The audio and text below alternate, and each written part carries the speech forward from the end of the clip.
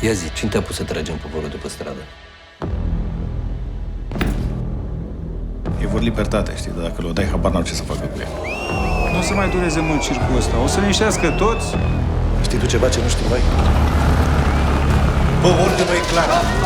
Rămânem în unitate și apărăm sediul. Deci tragem în ei? Armata! N-a tras niciodată în popor! Toate zvonurile și minciunile au fost dirijate în strânsă legătură cu trădătorii de țară și cu cercurile imperialiste. Bă, schimbați-vă! Scăpați de uniforme. Hai! Am intrat 5 prin spate să împăr magazin de armament. Armata trage noi! Nu sta acolo, vrei să mori? Da, tovarăș general se trage! Unitatea e atacată puternic de miliție și securitate. Uite-mă, încă unul!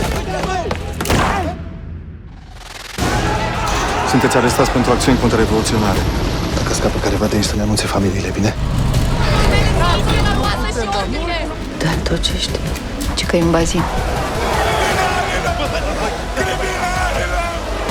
Am capturat peste 500 de teroriști. Am omorât și pe Ceaușescu, nu vă mai apără nimeni.